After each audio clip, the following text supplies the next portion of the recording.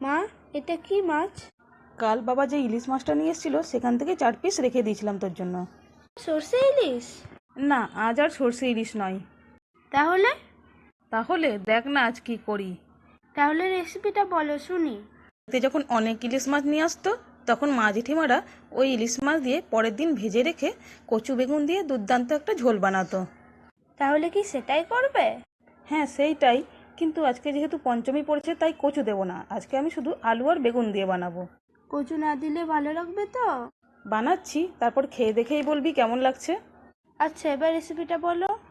রেসিপিটা আর কি, প্রথমেই মাছগুলো হলুদ লবণ মাখিয়ে একটু কড়া করে ভেজে নিয়েছি, সাথেই বেগুন আলু লম্বা লম্বা করে কেটে নিয়েছি।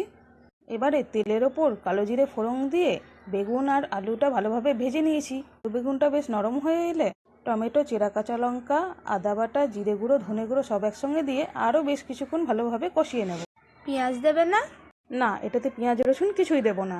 আর একটা কথা তো বলতে ভুলেই গেছি, আলু বেগুনটা ভাজার সময় আমি পরিমাণ মতো হলুদ লবণ দিয়ে দিয়েছিলাম।